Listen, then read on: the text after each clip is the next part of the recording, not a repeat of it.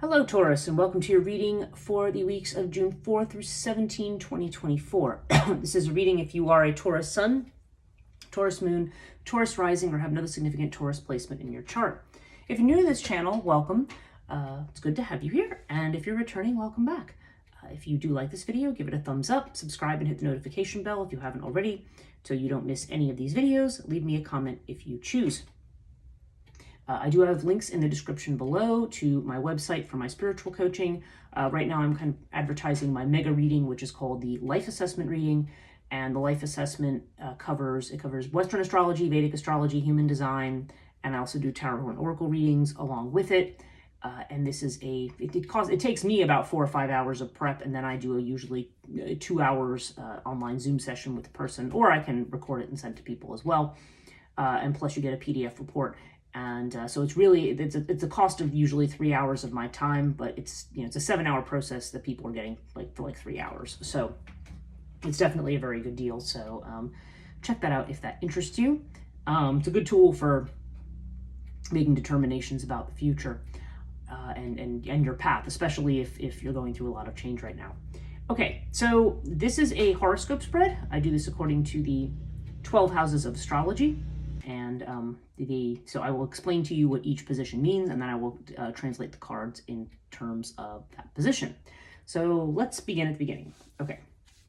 So first house, this is Aries energy. Aries is your personality, how you present yourself to the world, and how people see you. Okay, so we have Nephthys with the Ace of Earth, or the Ace of Pentacles. So this is kind of a newfound security and stability. You are an Earth sign, so this may indicate new projects or things that make you feel more stable and secure. Of course, with Nephthys, there could be this sense of a change in identity or a change in something. Maybe you're going to be finding a new way of doing things, making money for a living or something like that. But there's definitely this newness here, and Nephthys may indicate that you're not really fully cognizant yet of all the changes that have happened for you. So Nephthys seems to indicate that when we have changes, things that we're about to discover about ourselves that we didn't know. So yeah, definitely seems like there's a new beginning for you, Taurus. Something new that's going to provide you with a sense of security. Our second house here is your own energy, Taurus energy. Primarily has to do with finances and possessions. And we have the Four of Sky with the twins. Now, this definitely indicates another person being involved in your finances in some way. Now we can look at the joint finance house over here in a bit to see what that might have to do with. But the Four of Swords, this is a card of, as you can see, this cat is sort of just curled up in this middle of this field of lavender. And this is a card of retreat or withdrawal. So maybe with regard to money, there's been some situation. I mean, this could be money that's connected to healing or a health situation. Maybe some of you make money doing health or healing work. And maybe that's going to be where some of this money comes from. But there's definitely, this could also just be connected to a timeout or a retreat for something. And maybe in this period of reevaluation, maybe there's somebody else who's helping you out financially. Take that as it resonates here, but that's the sense that we have of the finances here. That there's been a little bit of a break or a little bit of a postponement of things here, a little bit. But again, with this Ace of Earth here, I do feel like things are getting ready to move together. Third house, we have just communications, short journeys, messages of all kinds. If you're in your own business, this is self-employment. This can also have to do with brother-sister relationships in this house. And we have the Six of Earth with Thoth. Okay, so if you're in your own business, I feel like there definitely seems to be this idea of somebody providing support. Because Six of Earth is about somebody providing, it could be financial support, could be another kind of support. As you can see, the cat that is, sort of cleaning, and there's all this food for these little kittens that are around. And I love this cat, this deck. It's the Mystical Cats Tarot. But we have here, there definitely seems to be the idea of somebody helping out financially. It could be a benefactor. It could be somebody like that. But there's definitely some sense of help here. And again, Thoth is this strong card of healing. So I don't know if some of you are in the healing business. This can also have to do with writing and publishing with Thoth, because Thoth is the scribe of the Egyptian gods. Sometimes has to do with legal matters as well. But it can also just have to do with timing and karmic timing of something. So I don't know. I feel like, I almost feel like there's a situation where you are getting some kind of help or assistance from somebody. And this may Thoth is actually, what's coming into my head is the karmic good turn, because this is also a card that comes up when we are getting a karmic reward for something that we've done. So somebody may be doing us a good turn, whether this is specifically about business or not. I mean, again, this is the house of sibling relationships, so maybe it has to do with a sibling relationship as well, but it does not have to. It could just be something coming in at the right time that provides assistance for you. Fourth house, this is Cancer energy. Cancer has to do with the home and the family. So this is definitely the element of your home, sense of being at home. Also has a lot to do with the mother in this house. Okay, and we have water with 6 of C. So there's definitely a past or childhood component to this. 6 of C is about nostalgia. It's about people coming back from the past. It's about looking back. Now with water, this is a card of movement. So I don't know if some of you are actually planning to move, because water does, in the 4th house, would indicate a movement or change of home or locale. So whether it's you, whether it's someone in your family that this applies to, there definitely seems to be movement and change. I don't know if some of you are returning to a family home, or if there's a change that needs to happen. Actually, what I'm feeling more like is there's a change that needs to happen, but there's some kind of a past connection that's being dealt with right now. A lot of water energy here, and this is the house of Cancer energy. So I don't know. I feel like there's a lot of emotion right now. And maybe for some of you, maybe this is just a sense of feeling, I don't know, like not stable. Like, and I don't want to necessarily say it in the sense of insecurity. You may be going back to past patterns or past concerns about something, but there's a sense that things are shifting and changing in terms of your stable environment. And there may be some connection to the past here. So take that as it resonates. Okay, 5th house, this is Leo energy, and Leo has to do with creativity, children, love affairs, can have to do with recreation. All right, so we have fire with the 8 of Earth. So some of you are definitely working hard at a creative project here, okay? So there definitely seems to be a lot of inspiration to work and to move forward on something, which is a good thing. So yeah, I feel like you've been putting a lot of work into something. If that doesn't really apply, if this has to do with a love affair, then there definitely seems to be a lot of fire and passion with somebody, but I feel like that's somebody, maybe somebody who is working very hard at something right now. So maybe there's a love interest here, but this person is so enmeshed in their work right now that it's not, but I think so maybe you're feeling like you're not, there's a lot of interest there, but things and that's ongoing and enduring, but it could be that work is interfering to some degree here. Even though I don't really see the 8 of Pentacles as a negative card, this is just somebody who's working very, very hard and is very inspired. So again, take that as it resonates for you. I'm seeing this also with respect to what I see in the 7th house, which I'll get to, because when it comes to love affairs, I tend to connect these 2 houses, even though this is more about unlegalized relationships and the 7th house is more about legal partnerships. So, but we'll get there. 6th house, this is Virgo energy. Virgo is about your health, worries and anxieties. It can have to do with a job. So if you are employed rather than being self-employed, this would apply here as well. It can have to do with domestic animals sometimes. We have the Chariot with Scarab. So yeah, Chariot is about movement, change. Again, we have water down here. Some of you may be moving for a job, or there may be some kind of a situation where you feel like you have to move or make a change. Scarab is definitely about change. So you could have some concerns and anxieties about recent changes that are coming up. Maybe you are concerned about changes in health and you are trying to take control of something. That could be, I mean, if you're not having health concerns, that's not the way you want to read this card. But there may be some new beginnings or changes that are coming up. Some of you could be a change in job too, and maybe this is going to require travel, maybe a little further than what you're used to, or maybe it's just a job that has travel as part of it. So take it as it resonates there. Okay, 7th house. This is partnerships in Libra energy in terms of marriage. It can have to do with business partnerships, anything that's more legal or permanent in nature. Now we have Sphinx with the 5 of Earth. Okay, so this is why I'm thinking down here, you may have somebody who's a hard worker, because this is a case of somebody maybe whose desire for you is a secret, but you may be feeling left out in the cold. Like whatever's going on with them, you're not getting the level of attention maybe that, or feeling the the level of emotion, because this person may be hiding it from you. Okay, they may be keeping it a secret, possibly because they're so busy and they're so involved with something over here. So if you're looking for love and looking for something a little more stable, not just, you know, a one-off date or something, but somebody, I feel like that's what it's saying here. You may have somebody who's very focused on their work right now, and so you may not be feeling this. If you are already married, there could be, this sometimes comes up when there's a sense of, I don't know, because you see this cat sitting out here in the cold looking in. There's definitely the sense of feeling left out in the cold. Maybe if there's been some tension between you and your partner, there may be something going on with them that they're not telling you about. This could also apply to a business partnership as well. You know, there's the possibility you could have a business partner who is uncommunicative, and maybe there's a lack of funds or finances here. So take it as it resonates.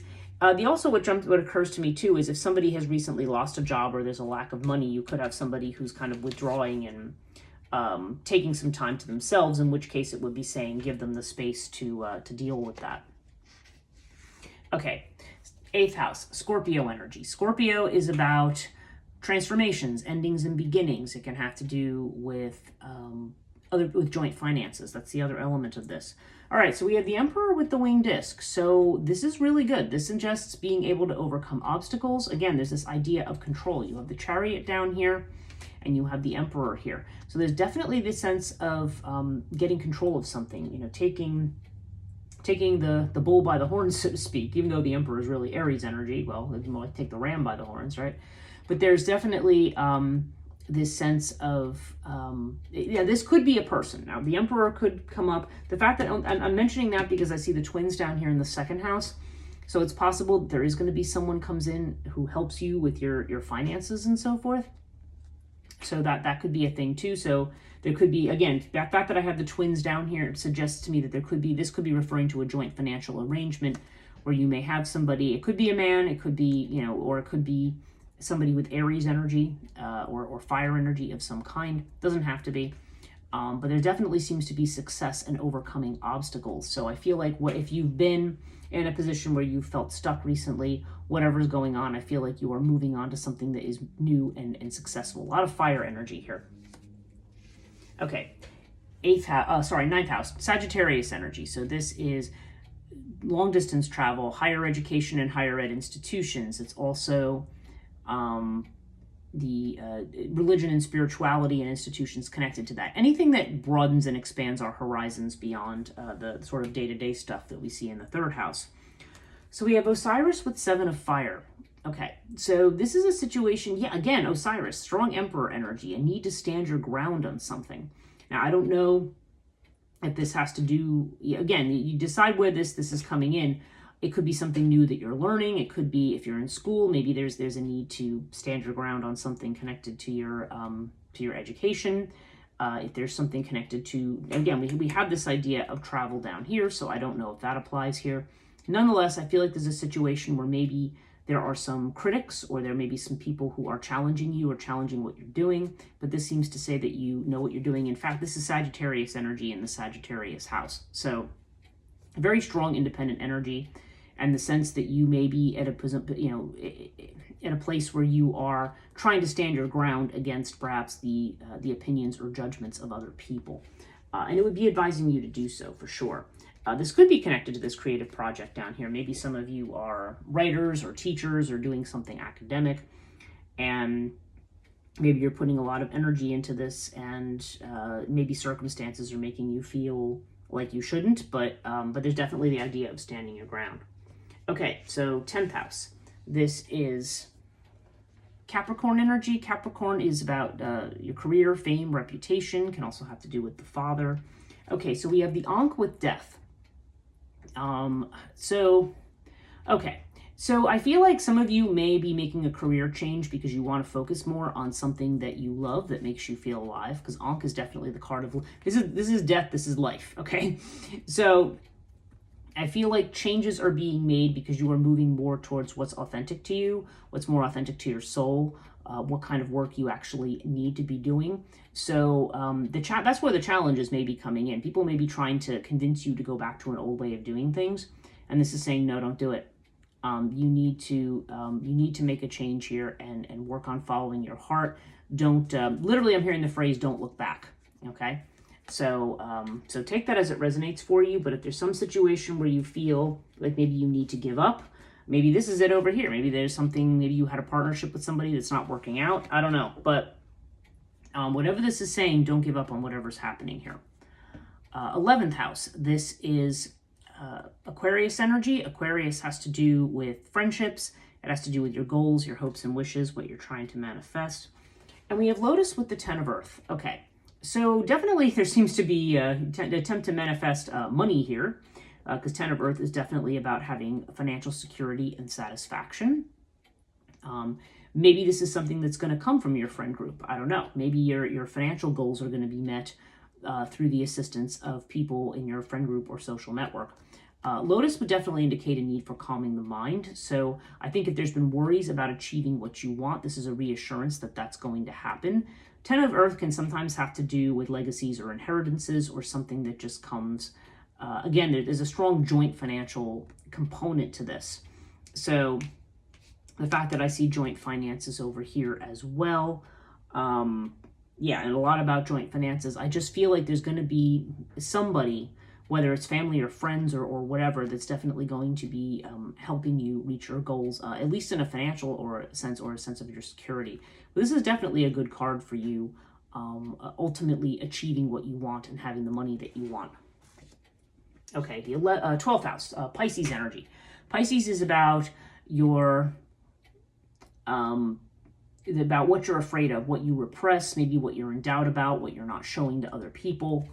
And we have the 4 of Fire with Urias. Okay, so there's definitely concerns about security here and maybe about making changes. Maybe if you feel secure at the moment, you may be reluctant to make a change. But Urias seems to indicate twists and turns, things happening that you're not expecting. Sometimes Urias in the 12th house can indicate people who are saboteurs or things like that, but I don't, like, yeah, like you feel like there may be something or someone from the outside who may be sabotaging your, what's going on with you, although Urias definitely indicates protection against sabotage. Often I find with Urias, though, a lot of times we look to other people and to what they might be doing, but a lot of times it's more about us sabotaging ourselves. So you just want to make sure that you're not doing that, that you're open to change. Because sometimes things happen for us and we achieve things, but not necessarily in the way that we expect, okay? So there may be fears for your sense of security or fears about, I always see the 4 of Fire or 4 of Wands as a card of walking through the gate. Like you've achieved something and now you're walking through to the next phase of something. And maybe you're uncertain about what that's going to mean. But Urias often indicates things not necessarily going the way we expect, but us still getting what we need. So, you know, it's kind of like, it's not what I expected, but it's what I needed, that kind of energy. Overall, okay, we have very strong Earth energy. We have the Priest card, which is the Hierophant with the Earth card. So this is Taurus energy here with the Priest. So yeah, right now I feel like you are, okay, Earth definitely promises security and financial gain. So if finances have been a concern, then I think this is a very good omen. The Priest could indicate something coming from either out of a traditional, doing something in a traditional way, or this could have to do with somebody who is a mentor or a guide, and that person could be you. I mean, you are Taurus. This is your energy here. So I feel like you might be being called, especially with what I'm seeing up here in the 9th house here. I don't know, and I just feel like part of what you might be being called to do is to educate others in some way, or to act as a mentor or a guide to others. It doesn't have to be a spiritual guide. I mean, it could be, but it doesn't have to be. Overall, though, I think you're focused right now during this period of time is on stability, on gaining stability, and on exploring new opportunities. But it does seem like you have a fair amount of support. I do feel like there's a relationship situation that maybe is not going as well as you would like, or is not as emotionally fulfilling as you would like, even if it's going reasonably well, because that person seems to be hiding or holding back because they're very busy with something. So let's pull a Moonology card and see what we get for you, Taurus, for this June 4 through 17 period.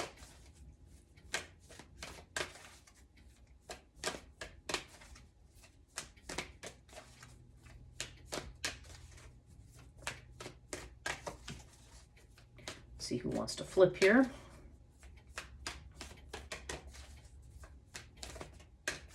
So far, nobody wants to flip. Okay, wait a minute. Here we go. Oh, and I got this one for Aries too. New moon in Gemini, communication is key. Okay, so this card coming up definitely indicates that movement forward is going to require a conversation of some kind. I feel like there's something where you need to get out, where you need to collaborate, where you need to talk to others. Don't hide and keep things to yourself. I think right now you've got the Four of Swords over here in terms of your finances. Maybe you have been kind of in retreat over something, but I feel like you need to express yourself and express your needs here. And your communications with others are going to be the key to you having success in this period of time and in making things happen for you. So I hope this reading is helpful for you, Taurus. If you did like this reading, give it a thumbs up. Subscribe, hit the notification bell if you're not subscribed already. And leave me a comment if you choose. And I will see you later on in June. Have a great month.